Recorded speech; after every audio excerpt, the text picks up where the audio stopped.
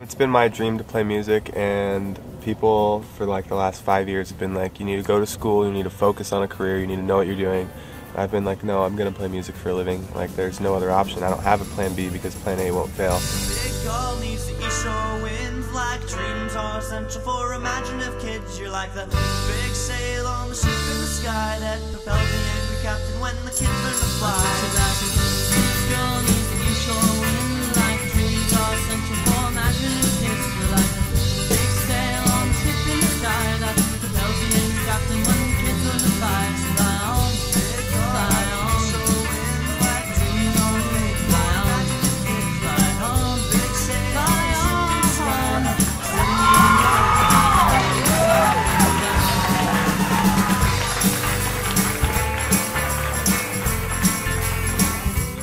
I don't see how anyone could listen to music and not want to make their own personally, because it's just inspiring, and once you hear other people, the way they express themselves and whatnot, I can't believe that everyone's not making music, because it's the best way to emote and express yourself whatsoever. So I can't think of anything better to do on planet Earth than to just give my truth to other people and see what they think about it, I guess.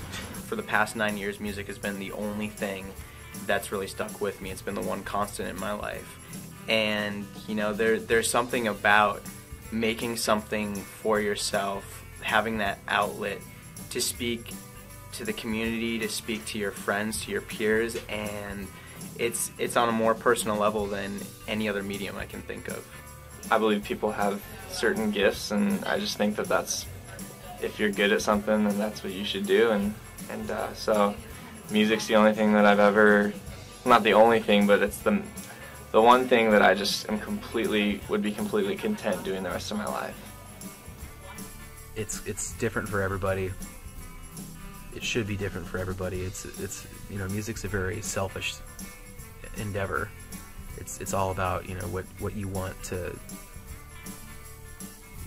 you know, it's yours, what you want to get out of it. It's as personal as you know, your you know, your emotions, your memories.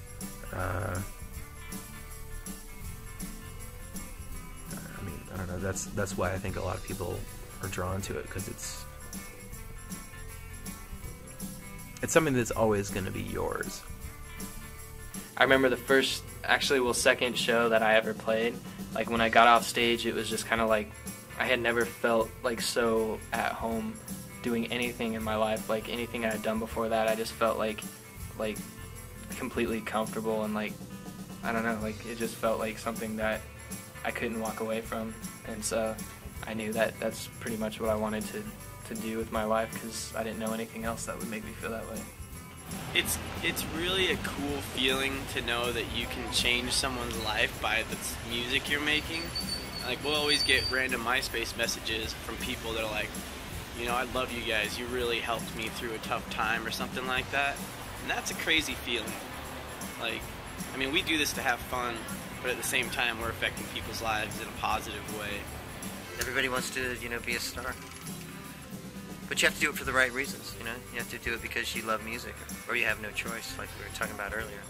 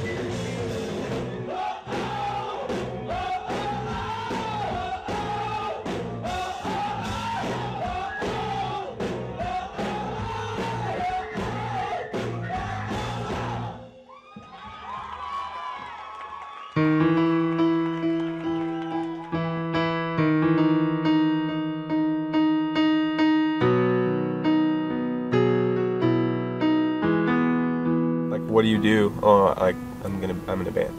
And they're like, oh, okay. You going to school? Like you gotta have a backup plan. Like 70% of America's in a band. It seems like that. So like, it's just like, man, oh, you're in a band? Oh, cool.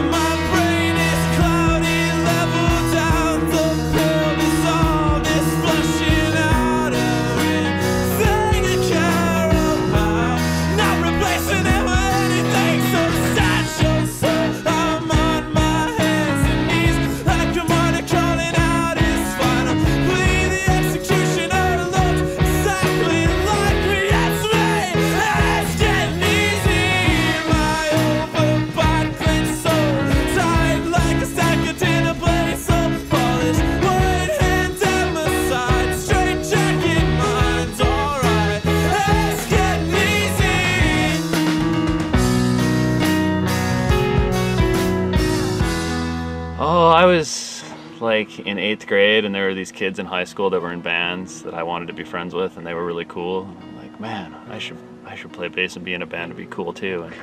And just it worked out that way. I was raised in a musical family. My dad plays music and my grandma plays music. And I taught myself to play guitar in the 7th grade, and ever since I've loved it. What was the question? Why do you play music? How'd you start playing music? I don't know. I was just like 14, and I told my parents to buy me a guitar. Well, maybe 13, and just started playing from there. I took like piano lessons too as a kid, but I don't think I really learned anything. Yeah, Joel and from I it. both took a lot of piano lessons. Yeah. As children. My junior year of high school is when I figured out that I could sing and be in a band. And that band fell apart and I quit. And then I quit music for like 3 years. And then this band started, and now I'm here. So. For me, musical side of my family was my mom. That was about the only musical side of my family. But I actually started on a different instrument. I played guitar in high school. Starting freshman year, I was geared up. I thought I was going to go to Berklee School of Music. I was getting all geeked out for that, and then found out that I really couldn't play in front of everybody, so I found a different instrument. Or I guess what I should say, I was so good at guitar, I ended up playing drums.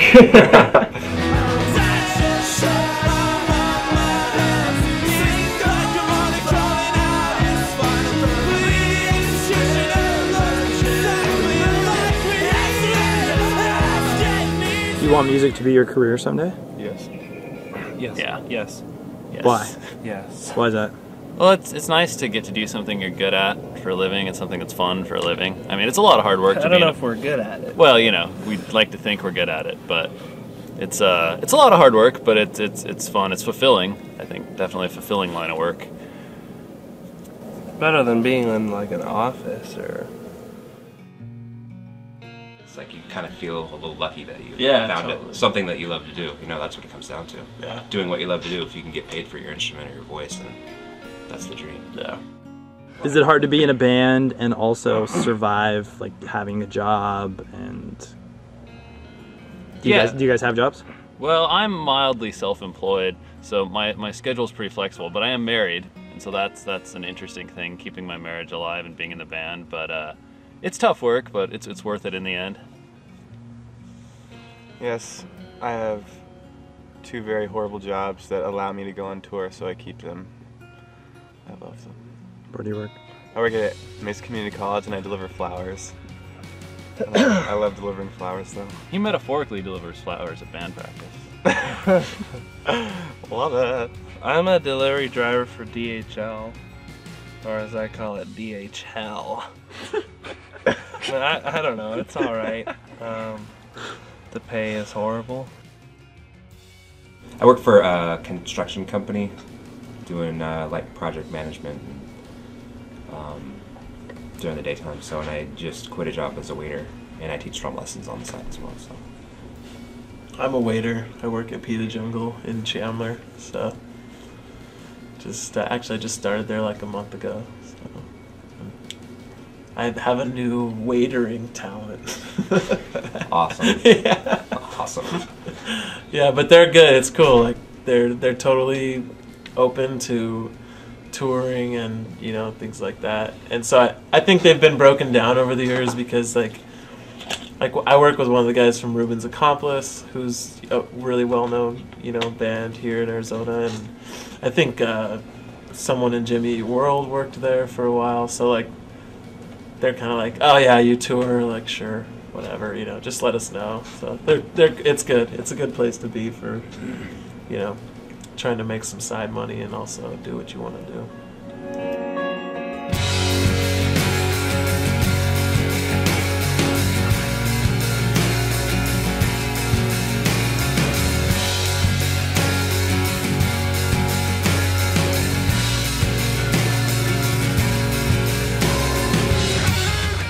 And I think, obviously signing the record deal makes it seem more like, okay, this is the first step in doing this for a living and maybe making some money at it, enough to eat and live and have a good time. Yeah. Why did you guys sign with Equal Vision? Well, our contact over there, Glenn, I think made us feel really comfortable about working with him and comfortable about the label, and we have friends that were on the label, and our producer has made records for that label, and everyone has only positive things to say about how they treat their artists, and so that helped us out a lot, and I think we feel comfortable being there, and the fact that our record's going to be in stores is just amazing to me. We were going to put it out. Yeah, we were going to put it out ourselves, and people would have to order it off the internet or get it at a show or something. But the fact that people can walk into a store and buy our music, theoretically, is pretty amazing. It sunk in for me, but it's just kind of like, wow. You mean I actually tried hard for something and it actually happened? You know what I mean? Like, whoa, it worked out. That's weird, Yeah, there are millions and trillions of bands, but few sign, I guess, a legitimate record deal or whatever, so. You're in the less than 1 percentile of bands. Less than 1 percentile. Absolutely. Yeah. It's crazy.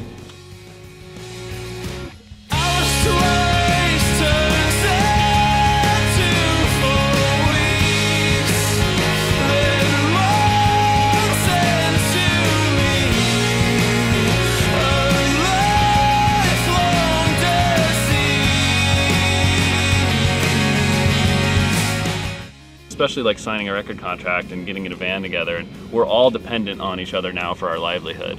If PJ doesn't show up to a show, or Ian, decides to flake out, we're all affected. And not that either of them would do that, but just that, one of us fucks up, the rest of us are in trouble, and yet we have to trust each other or we can't be in a band together.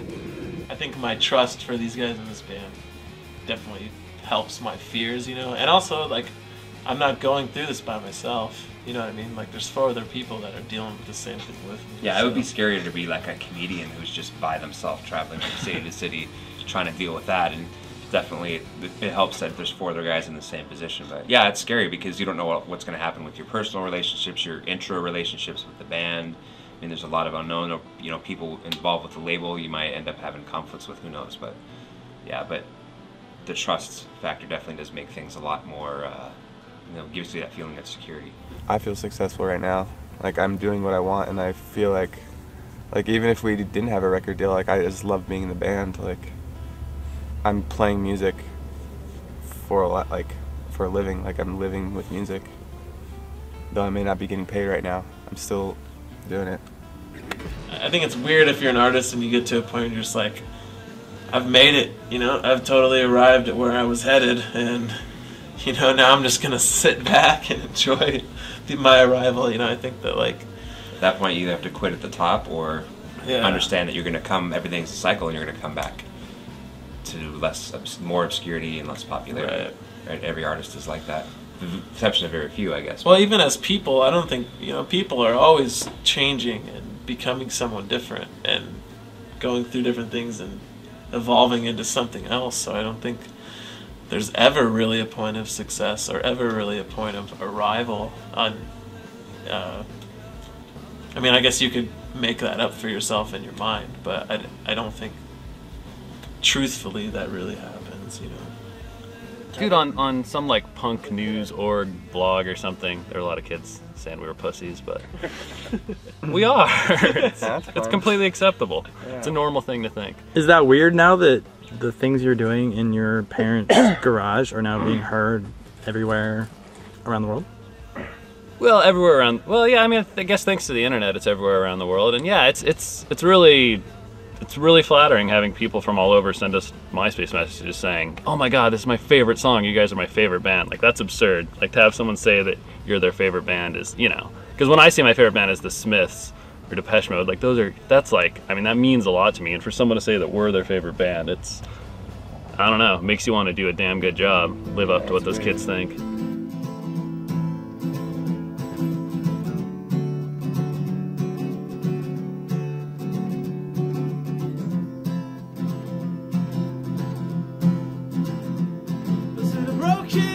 Collarbone, well, it depended on the week. And me with my black eyes, stitched from head to feet, uncomfortably happy.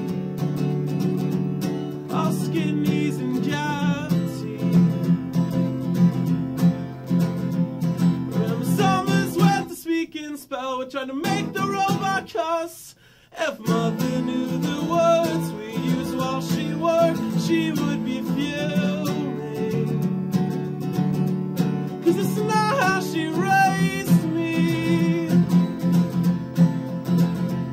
And when you taped over a good half of the wedding tape, I bet you never thought Thundercats would ever make you cry. Sad in disbelief is Lionel made plans to sliding party at disco dancing to their deaths. Oh no, you just don't know it yet.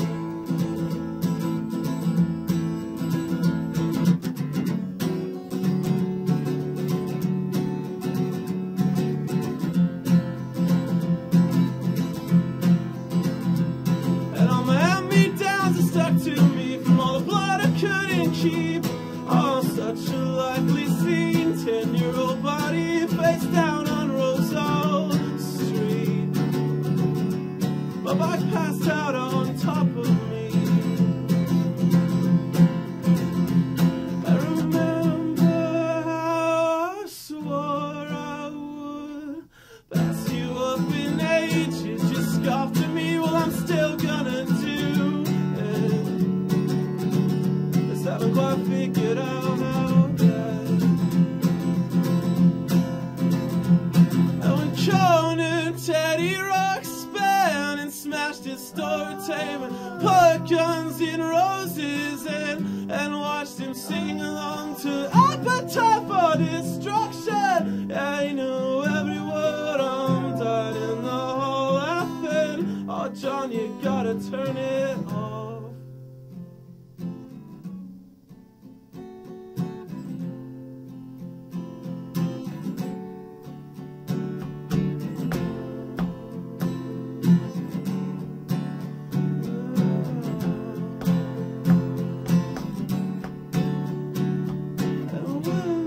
Taped over a good half of the wedding tape. I know you never thought Thundercats would ever be the end. We sat in disbelief as Lionel made plans to slay the whole wedding party. Oh, John, you gotta turn it off. You can't be in a band if you immediately want to make a living off it. You really, really, really have to love what you're doing, have to love the experiences you're taking in.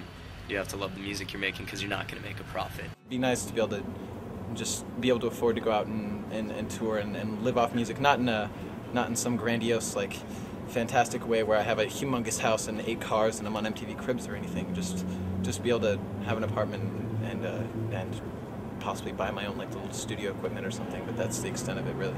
It's hard because I try so hard to write really, really meaningful songs, and seeing stuff like that that's huge and people are making money off of it and surviving, and I literally am scraping to get by, and I'm working so hard to do this, and it's not something that happens overnight, so it takes a lot of time. It's hard. Even still now, I have a hard time calling it a profession or calling it a career. It's still like, I don't know. It's a fragile thing that can disappear on you at any moment. So, I mean, you have to go for it every second you get a chance to do it. Yeah, that's very hard. That's extremely hard. There are some bands, we learned this on Warped Tour, there are some bands that you'd think are just completely loaded, and they're like breaking evens. In debt? Or yeah, in debt, like they're not making any money from the band. They have to work a job when they get home, and like there's so much you have to spend money on. Touring is so expensive. I mean, gas prices, they're going down a little bit now, but I mean, our tank's like $180 to fill up, and that goes for 380 miles. So in the last 2.5 months, I spent about $12,000 on gas. So I mean, we're fortunate enough to where we've been able to do that, on our own with no help from anybody. So so we're lucky in that aspect. But touring's very expensive, and coming home with profit, like you said, it's hard. Bands you think are just bringing it in or they'll get it all. I think now, because we haven't, for the last almost 3 years, we haven't even been home at all. So we've been on the road 10 months out of the year, paying our bills with tours. So I think finally now we're, at least for the most part, our fans, take us seriously as a legit band, I would assume. So it's definitely a learning experience and growing experience to have to go through that. A lot of bands don't do that anymore. They just get jump-started into huge tours from their labels, and they kind of miss out on the actual growing as a band and appreciating everything you earn a lot more. That's where you bond, too. I mean, like that, bands like Panic at the Disco will never know what it is to do 6 months in a van before you ever get on a label. You know what I mean? They'll never know what it is to be entirely poor, borrow another 1,000 from your friends collectively, and then do car washes for another 2,000, and just to go on tour to know you're gonna lose it all again. You know what I mean? They'll never know. And it's not a bum thing. It's like a thing that gets you really excited to know that it's an achievement. Like every show you play your heart out because you're like, I worked my ass off to get to this show. Like I'm really gonna make it worth it. Yeah, if you're not in it for the sake of just playing, and if you're actually playing music with people you like, music that you like, actual songs that you love, you're blessed, whether or not you make a ton of money or not. And if people like it, on top of that, if you're able to connect with people and share whatever it is that you're feeling when you wrote the song, if other people respond to that, I felt like that, damn it, when you're connecting with people, that makes it very worth it. When someone's like, that song touched me, good Lord, how often do you get that kind of response from anyone, ever? And that's just from your creative outlet. It's a beautiful compliment. That really is success, when you've moved someone with the song, because how often do you actually get to move a human being on this planet? Like truly, and if you can move a large number of them in a positive way, that's successful. Money's not bad, but it's not everything. Are you ready? So can you live without playing music? Fuck no.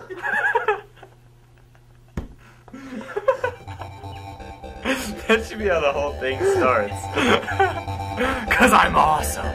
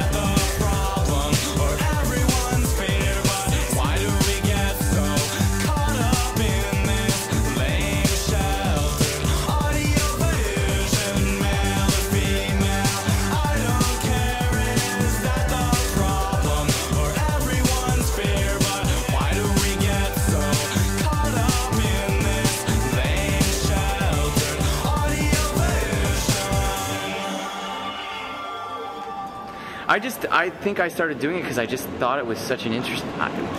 It was just amazing to me that these people were creating something, this sound that was so awesome, and that I would get so riled up with, and it feels so good, and it was like, wow, like this sound and these lyrics and this, what they're saying and just what's going on, like I can feel this, I can relate to this feels great, like it was like as if it would become a part of me in some way, and I wanted to let that out in my own way and put my own spin on it and do my own thing with it. Well, Stefan and I played in a lot of bands before, but we were the last two to stick around usually. Even though it was fun being in those bands, we just decided to be a two-piece. And I just started making some electronic stuff. I played guitar before that and played that guitar. How would you describe Peach Cake to an alien that landed and had no idea what you guys were? How would you describe your band? Just earth human music. I like surreal synth pop, maybe. That's what someone said. I don't know. I would just play it and see. I think the aliens would like it though. I think that I'd rather have an alien like it than human.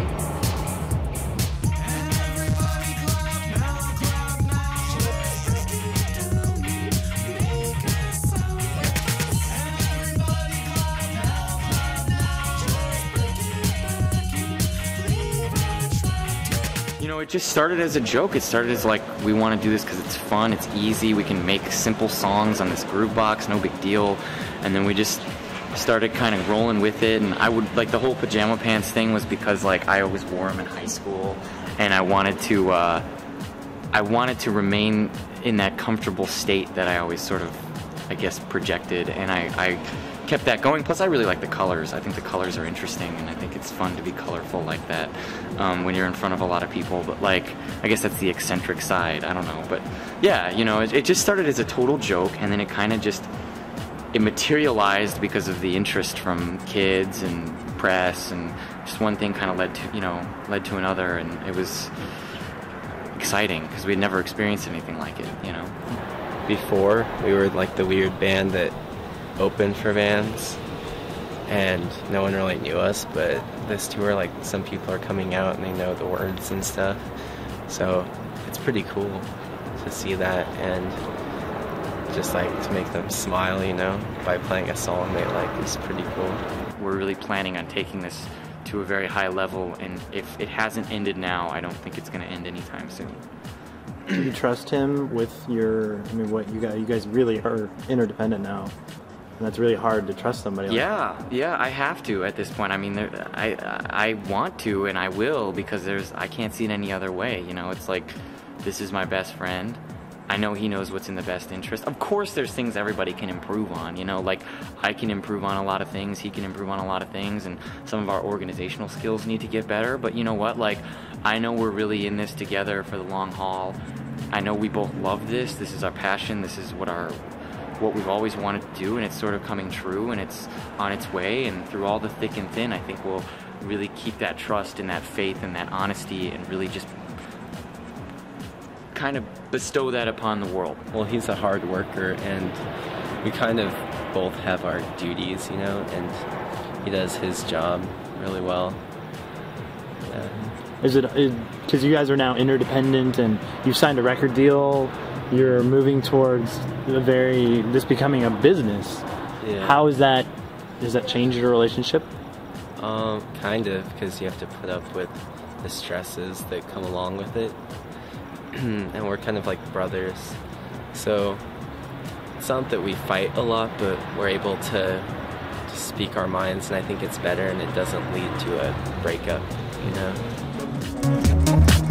Come slowly, come again. Watching all the girls with the skills come around again. Come slowly, come again. Saying the same shit to a different crowd, it's over again. Come slowly, come again. Watching all the girls with the skills come around again.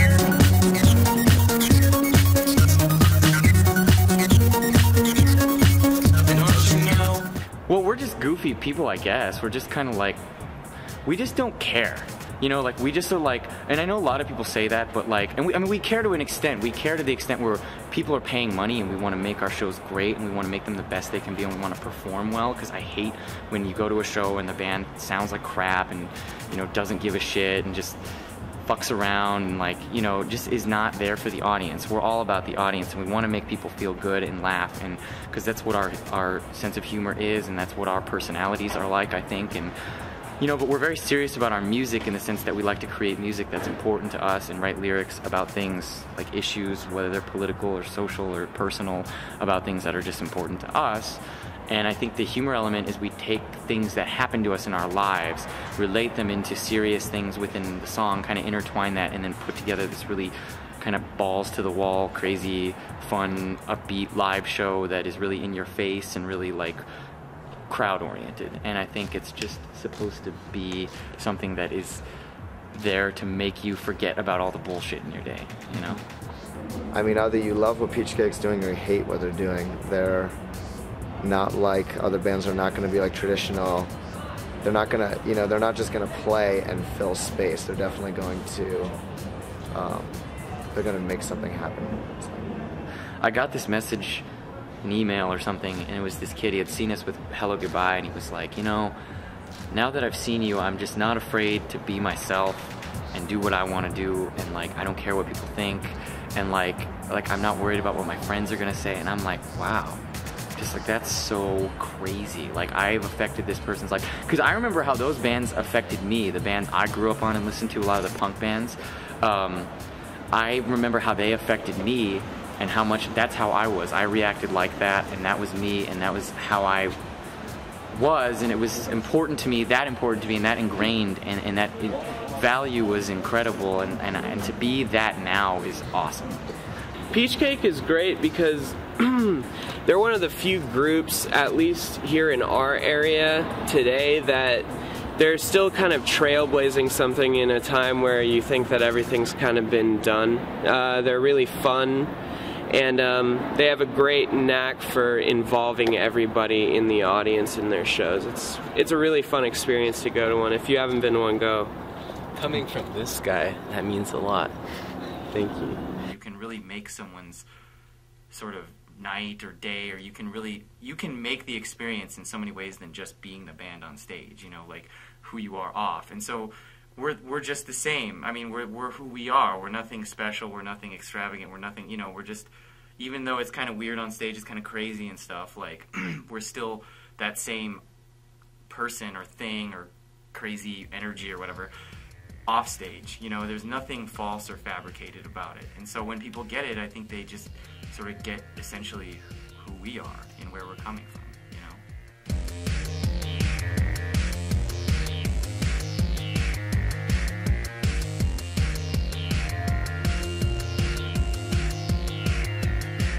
Someone told me that I had cool clothes and that my fashion sense was on the spot. Well, I'll tell you this, I owe it all to Live Journal and the indie rock robot.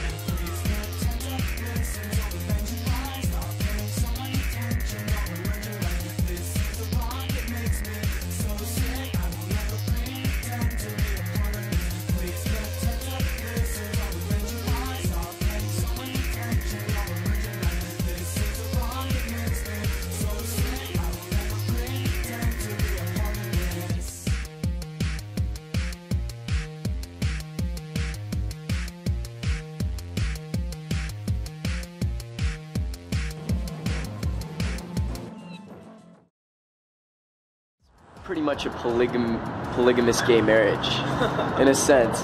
You know what I mean? Like, we're all married to these 5 dudes, and we'll have small bickerings or whatever, but in the end, like, you know, everyone still loves each other, even though there's small problems here and there, and it sucks, but you get over it. Yeah, like, you just gotta know that this dude will never wash the dishes, or that dude will never, you know, do this or whatever. And that's just their, you know, personality or their attitude. You just have to get used to, you know. It's definitely, sometimes it can be a pain in the ass because you're dealing with other people, but if you think, sometimes I think about what I would do if I wasn't in this band, and that scares me. Like this is like my fam. This is quite honestly, in a lot of ways, these guys are closer to my family because I'm with them all the time. Yeah, it's true. So it's almost.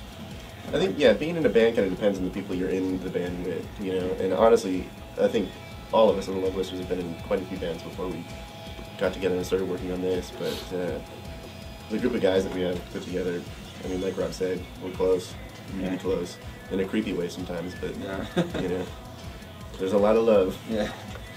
What would you feel? I'd be so proud of you. We just do everything together on the road. Even like when we're on Warped Tour, we all sit together, you know, for dinner or whatever, and Taste of Chaos and do the same thing. And the other bands thought it was weird, but that's just like we're just used to being together. I don't know. We love each other. Yeah. As a band. It's like almost being in a family. It's you know, there's always at least one person who's a little bit ahead of the game. That is maybe taking initiative, trying to be the leader of the band, and maybe trying, you know, get things in the right direction. Kind of like the head of the household type thing, where, you know, they kind of lay down some basic ideas and make sure that everyone agrees with it and go about their business. It's you know, it's just like any other relationship that you might have with somebody else, that you just want to make sure you get along, you got to cooperate, you got to be honest, you got to be open, you got to share your ideas, and if you don't, I mean, it's not going to happen. You got to be on the ball pretty much all the time. It'd be the worst thing in the world to be in a band with people that you hate or people that you just don't like. I mean, I don't see that being a band that would last very long. You give up so much time. You invest so much time in doing it. You know, I don't see. I don't know. For me, it's like the reward of you know, achievement of like producing something that you're proud of. I mean, I don't know. That's great, but it takes a while to get there. And if someone's bugging the hell out of you the whole time, I can't see that being very. It would color the final product in a way that I don't know if you'd still think it's all that great. The hardest thing is the communication between your fellow band members and just making that an open thing. And you know, it's a hard thing to do sometimes. Even though, you know, you love the guys and you're there on the same page, it's still hard. Communication's hard. When you're in a band with other people, everything's a compromise because there's so many creative forces all kind of converging together at the same place, and you have to find this happy medium. Like it's like nobody's king of the hill. Everybody's on this hill, and where one person can fit, there's 5 guys standing. And to me, like that's the hardest part, is, you know, coming together as people and coming up with a chemistry and just looking natural on stage and making music that's natural. I've been in bands where started off friends, and due to business decisions, resentment and things like that definitely get in the way of creating good music. Music can transcend many boundaries, though. Music is worldwide. You can play music with someone who does not speak your language, but you have a common language, the language of music. It transcends every boundary.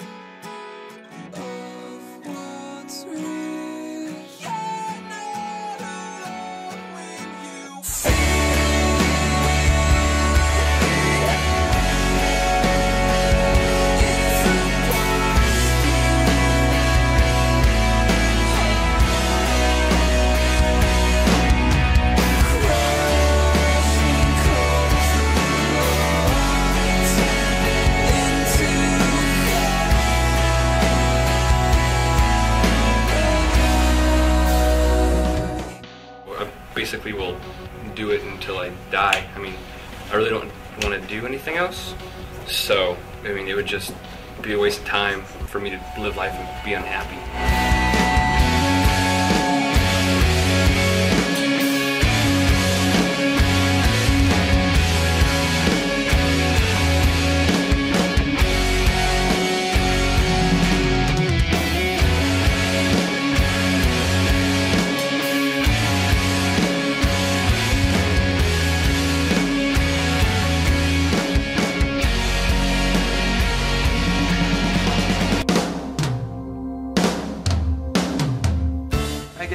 I started playing music because I wasn't really into anything else, and I wanted something to do with my time.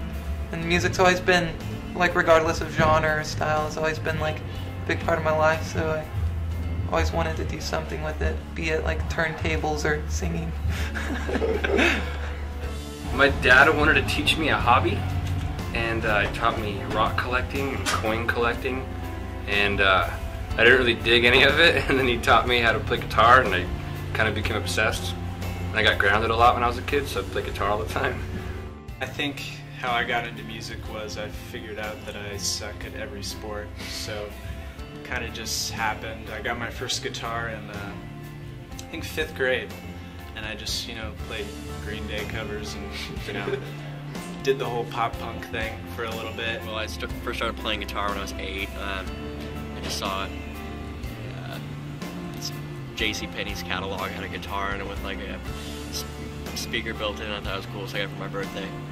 And all my brothers were good at sports and stuff, so I just kept it with the guitar, and it's been my passion ever since.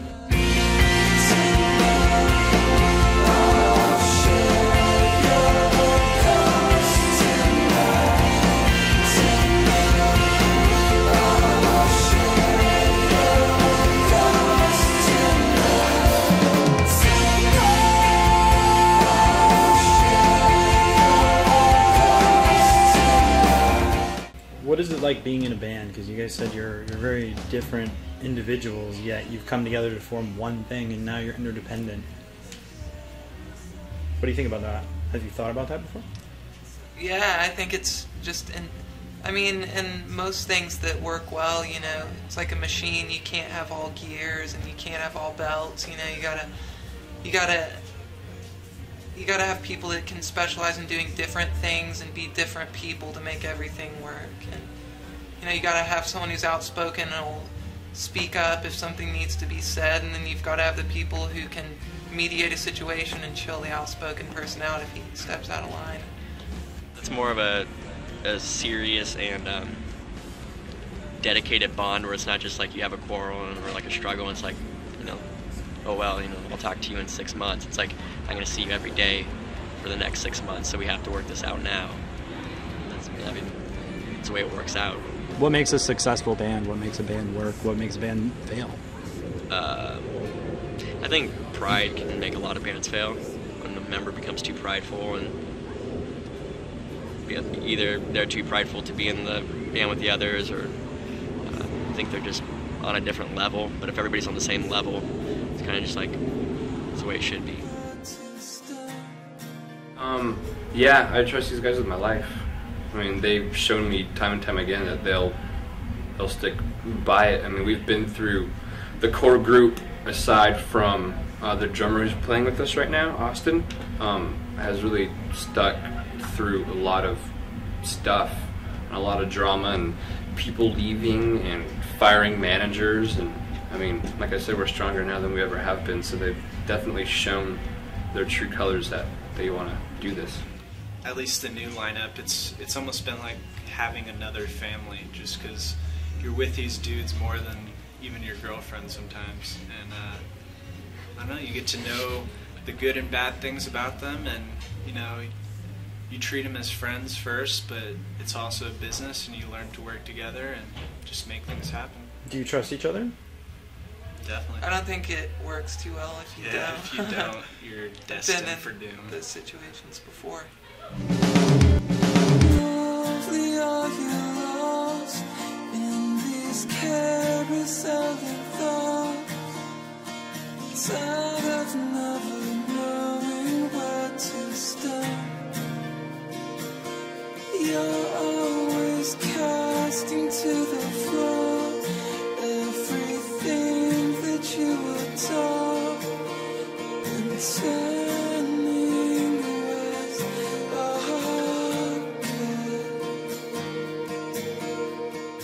It's a lot of sacrifice if you do it properly and really want to do it, because I mean, three out of 5 of us have serious girlfriends, and I mean, so that's time away from them.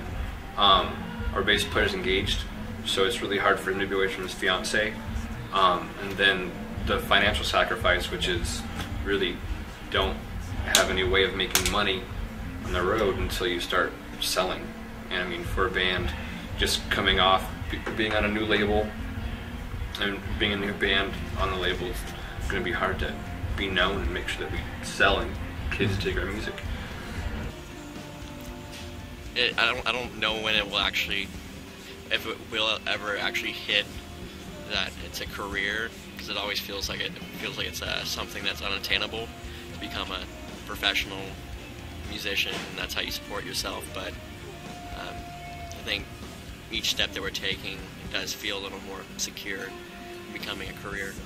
I treat this with this like the seriousness of a job, but I would never call it a job if I was able to do this for a living. You know, It's not your 9 to 5. No, it's fortunate.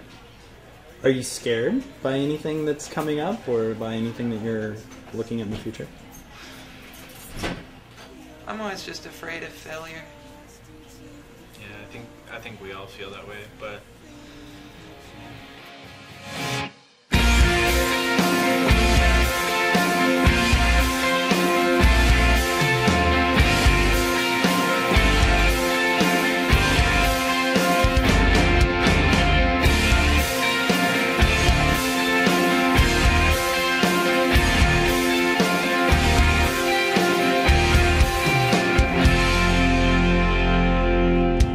Do people take you seriously when you tell them you're a musician trying to start? No.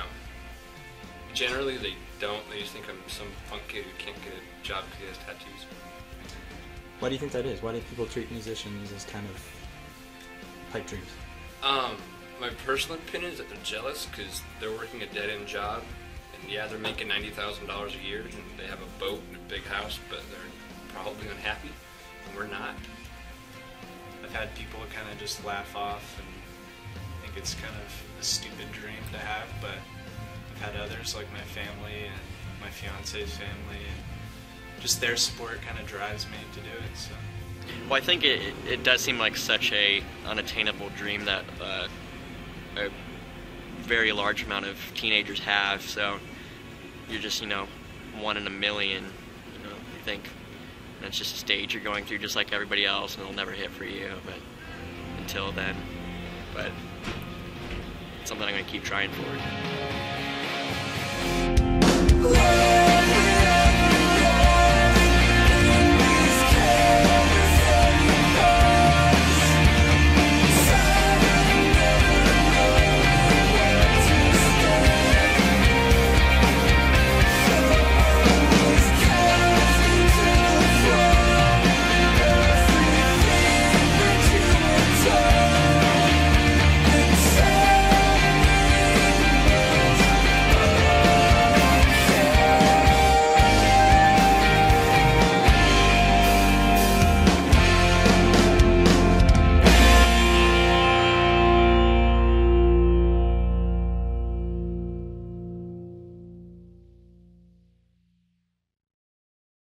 What's your backup plan? What's your, what if this doesn't work out?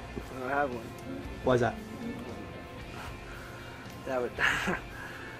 I'm a fucking idiot savant. I don't know. I don't do anything else very well. I don't I don't know. I didn't make any other plans. I didn't bother. I didn't think I don't know. I tossed all my eggs into one basket and I'm leaving them there. I don't care. That's what I like to do. It's my relentless pursuit of whatever I like to indulge myself in. So selfish reasons, that's why. Because I felt like it and I wanted to and I can. I don't have a backup plan. This is my backup plan. Dude. I mean, it's just a weird business. Like music, people get over certain types of music maybe. So they think, well, this isn't going to last forever. You got a plan? I don't know. It's hard to imagine how long we'll be touring and how long our band will, have a name for itself and people will still love us and come out and support. So, I mean, it is, weird to think about in the future, what we would be doing if this band ends. A backup plan? If we harness the passion for what we want to do, no. If we set our goals high, which I plan on doing, which we are pretty much doing right now, then no, hopefully things will work out for us, and we can make this our career. That is my main goal.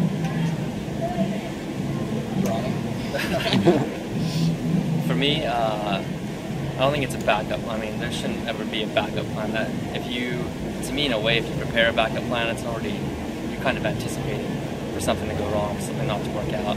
I don't like to look at it like that. And also, it might depend on who you ask, what their reason is for making music. If they're making it to just make money, they might have a backup plan to make money some other way. But for us, I don't think we have a backup plan. Well, being a creative person is something where there's a lot of risk involved, just because you're trying to do something new. And when you're trying to do something new, you don't know how it's going to go. So, you know, kind of like what you were saying, like if you're going towards business, like a businessman, that's been done so many times over. I mean, as long as you follow the right path, you're going to be okay there. But in terms of creating something new, it's just, you gotta, whatever you're coming up with, you better just hope that it's, you know, right place, right time kind of thing. But yeah, I would say, yeah, with the whole Plan B thing, it's definitely reality, because you just have to know that it's not a guarantee that you're going to make it. We're just looking for music to become music. a sole That's the source of income. That's the Basically, goal. that's the goal. Yeah. And also, you can as a craft, you can dedicate yourself to it more. But even if that doesn't work out, music will just keep playing. That's pretty much forever. why I have a job. Well, I have a job for survival needs, but yeah. Do you worry that you'll never get to the point where you're going to make money? Yeah, I mean, I'm trying. I hope it happens. I have a feeling it might, but I don't know. I don't really worry about that too much. Like, I think that like if I just keep doing it and keep putting my heart into it and keep trying and keep making music, that's just what I think the music should sound like and what I feel like I really want to make. Other people will see that eventually.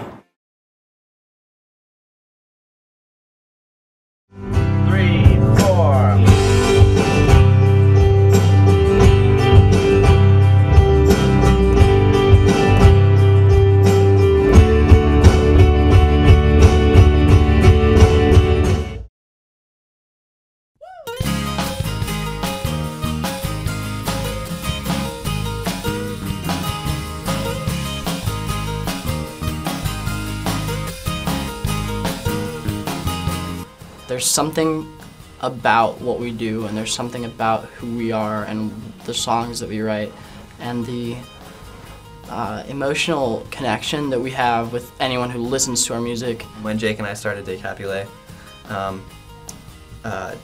we got such a positive response, and it made us feel so good just to write this music and stuff. This is the thing that I listen to music for, because I want to feel how I feel when their songs play for 4.5 minutes, and they give me that, and I love it.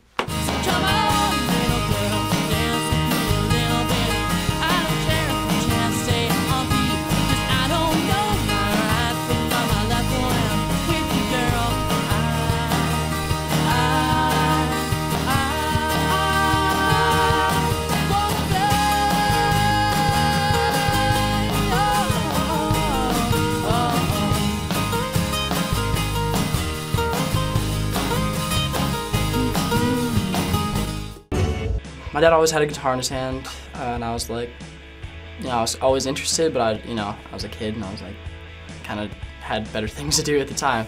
But he kind of just like kept fostering it into me, and then just kind of ushered it in like when I was in junior high or so.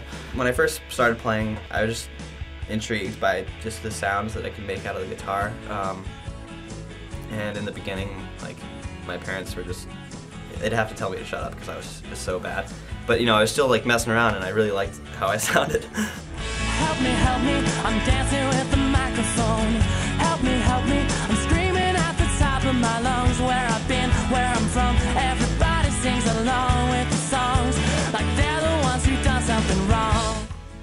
This Decapulate started, not too many people know this, but I guess now they do. But what happened is that we were really broke, and like that's kind of how a lot of people start off. We were incredibly broke, and it was 2 Christmases ago, and we were like, what are we gonna get our friends for Christmas? We were like, I have no idea, because these people are buying us stuff and we're like, I don't have any money, I don't have a job, I mean, I'm going to school and I want to pay them back with something. And it's like, let's write some songs. And it was like, oh, cool, let's write some songs. And we laid it down actually with a friend of mine in a church. We laid down the first 2 tracks of what would become something that's influencing our lives immeasurably. When I hear a song coming out of a band, coming out of a singer, I'm like, do I believe this is an attempt to relate an emotionally authentic experience? And do I feel like the person that was singing it was the person that was doing it? And that's something that struck me. I hadn't listened to any of their songs for a couple weeks till after I met him. And the first time it was like, yeah, that's Jake, you know. And he's got this amazing ability to project the human experience into a song in a first-person sense, even if he wasn't the person the song is actually about. We definitely like complement each other, you know, at each other's weaknesses and stuff, you know, and we just work so well together. We feel like we have, like, you know, everything down. You know, we got we're pretty good at marketing ourselves. The music is just incredible. I mean, we both listen to our music like by ourselves. If we're driving the car, it's like just another band on our iPod. 'Cause you're all about love at a high speed. You're all about love at a high speed. And that's not me. I was going to school in Arizona, and I kind of didn't fit in with the whole college scene, and I don't know. It was kind of like I was there and I had fun, and the people there were great. I just felt like I was delaying something, and it was a really hard decision. Like, a lot of money. I was going there on a scholarship for a theater major, and I kind of had to throw it away. When Jake first told me that he was moving out to California, I'd already been there for about 8 months, and I would go back to Phoenix every weekend to play shows. But when he first told me, like, I was like, whoa, like, I was almost like afraid for him, because like he dropped a lot, you know, and like this is it. Like, this is like, if we don't do this, then, like, you know, what's gonna happen to Jake? And, like, you know, that was it. I enjoyed college, like, while I was there, and it was fun, and I just, you know, that wasn't really the place for me, and I had to be in California kind of because Ben was here, and because Ben was here, the whole business was here, because Ben's kind of the business side of things, whereas I'm kind of like I don't know, I just kind of go along. I write my songs, and, you know, Ben kind of keeps me grounded.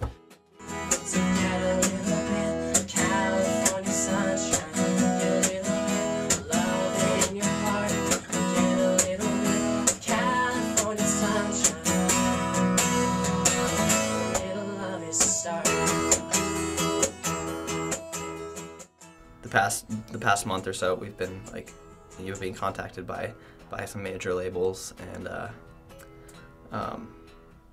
it's just like a lot to take in at once, and, you know, we're trying to, like, filter it out so, you know, we get everything done but not kill ourselves in the process, you know, like, and have a good time, because that's what we want to.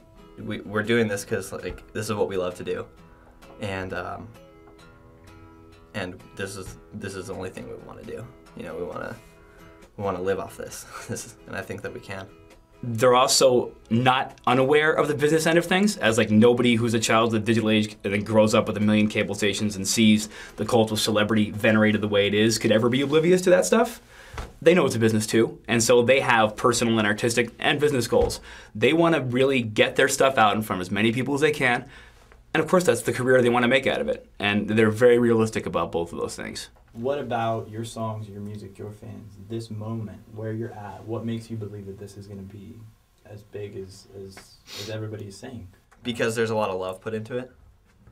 And, yeah, that's my only answer, I think. Like, just and people can feel it when they listen to us. So, yeah, that's what I think.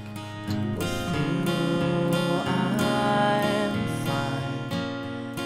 With you, I feel just fine.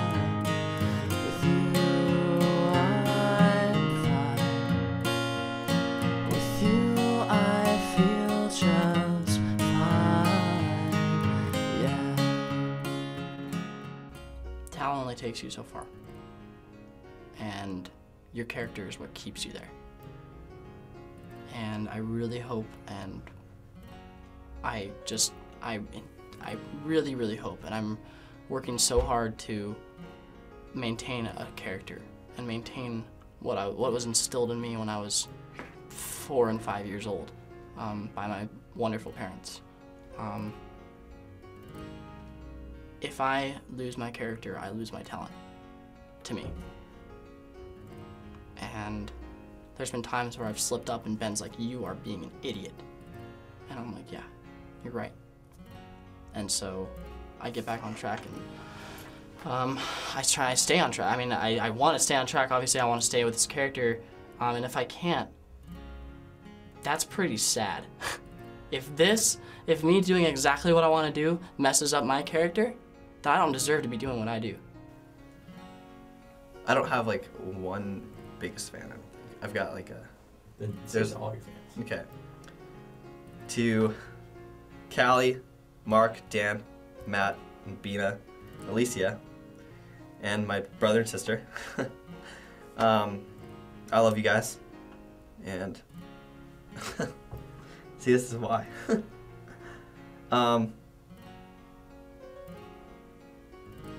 I don't know. That's it.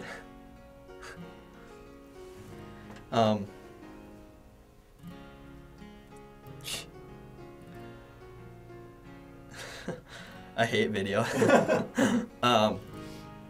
Yeah, you guys rock. And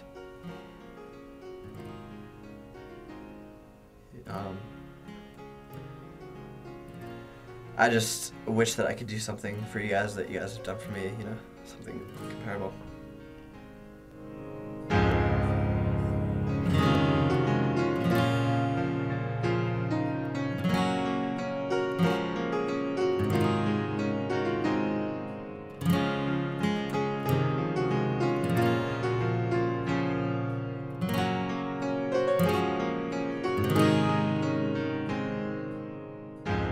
She sent us a letter.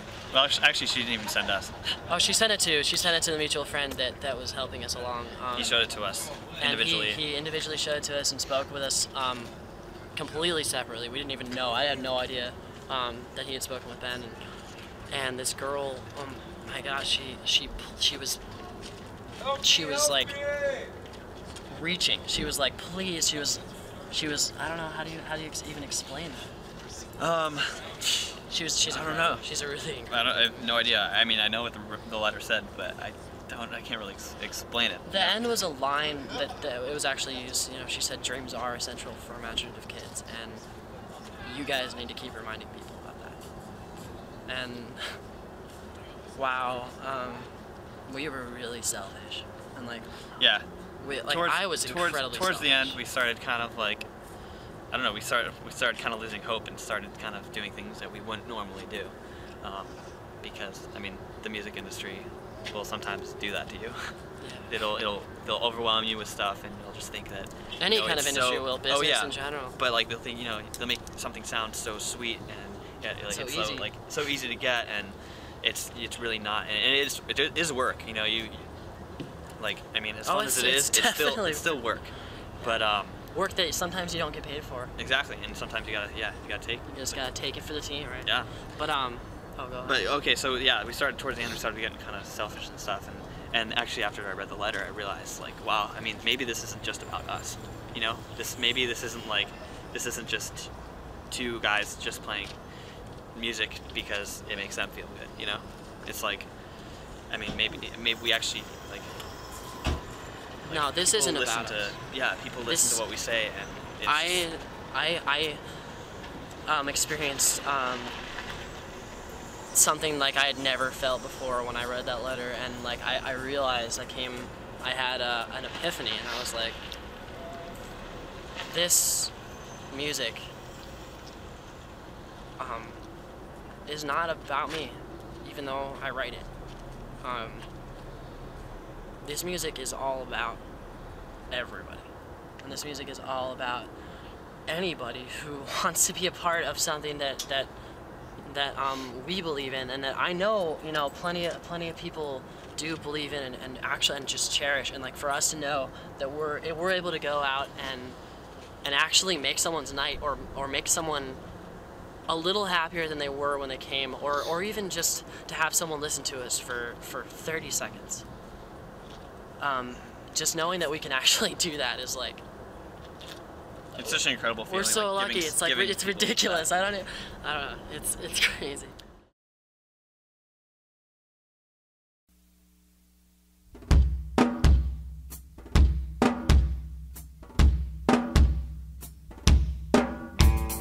I think dreams are completely essential because life is really hard and harsh and cold and bitter. But I mean, if you have something that you can hold above all that and just keep walking towards it and don't let anything get in your way, I think it completely makes life bearable. Without dreams, people, I think they just die kind of in a little, I don't know, it just, I think without a dream and without a goal and something that you're living for and, you know, attempting to achieve, you just sit and you stir and nothing happens. And I think it just kind of kills a lot of people mentally, you know, just like, well, I guess I'll just do this because I don't really know what else to do. And like, I think they're definitely essential to human happiness and, you know, fulfillment. Personally, that's been my experience of it. So I completely agree with it. I think that dreams are what drive everything. People, you know, from being like content with their lives, and just like, gets you excited about living and living each day. So dreams are essential. That's what all this is about. That's being alive. That's, you know, fucking doing whatever, anything. It's all encompassing. So of course dreams are essential. I mean, without that, what are you referencing from? What are you calling from? Where are all your ideas stemming from? It's just, you know, dreams is such, like, I think, a widely misinterpreted term almost, or just people think of it as in only one way, but it's so much more of life is dreams and your aspirations, anything being driven. Well, it's just, that's perfect. I think that's one of the best advice you could give to someone. I know it doesn't really sound like advice, but I mean, that's all you really have. I mean, it's hope and dreams, and without that, then, you know, you're not going to go anywhere. You have to have aspirations, and, like, I don't know, they are essential. I agree. I've heard that, and I don't know if this is true, but I've heard those who have followed their dreams in the past, whether they achieved these dreams or whether it was accomplished, at least the fact that they chased them and went for them at one point in time made them feel better about their life. And I think it's important for people to try to achieve these things and give things a shot that they love, because you never know if it'll work out. And I think you hold a lot of power, and you can do whatever you really put your mind to, and you need to project that energy, and it will reciprocate. No, I think dreams are essential. Goals are essential. You know, ambition is actually an important virtue. I think I would call it a virtue. I mean, if it's like anything, you know. I mean, things. You know, your dreams are important to you, but it's important to realize that there's more happening than just you.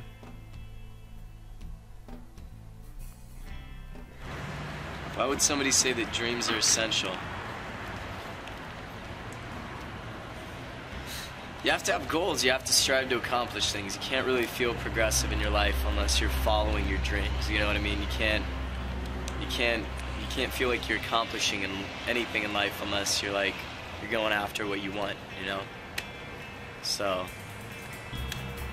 if you don't have dreams, then you're not going anywhere. You're just floating. You're not swimming. You're not going underwater and finding pearls or treasures. You're just floating on the surface like a duck. It's the difference between me and the kids I went to high school with who are still in Wisconsin in a town of 7,000 people, and they didn't have any dreams. And because the statement dreams are essential is not important to them, they're still where they were 6 years ago. What is life without the pursuit of a dream? And I think it's absolutely true. If you have nothing to believe in, nothing to be hopeful for when you wake up every day, I think it would be a very sad, pointless existence, because, I don't know, you're gonna die. I mean, the world has way too many normal people, and the world has way too many normal things and normal situations, and God, like, if we can dream and, like, make things abnormal, like, let's start something. So many people, like, find, you know, like, let's see, so many people fall into that, like, that stage where it's like, you know, people will tell them that their dreams are not accessible, and to stop dreaming, because narrated to them since they're, you know. Yeah, because, like, I mean, like, you can't let people tell you that, because how do they know, like, you know, what you can and can't do, like, exactly. I know I've been told, like, that the whole music thing is not going to work, because I'm sure Jake. I'm still being told. Yeah. Actually, me too, in a sense. Yeah. But, like, I mean, it is my dream. Like, I wanna play. And guess what? Music, and it is gonna work. Yeah, it's gonna work. No matter what. I am the poor and lonely Baptist. I write these words to watch you dance. And I am the poor and empty lyricist, in high hopes that someday you'll read, and in hopes that you'll understand.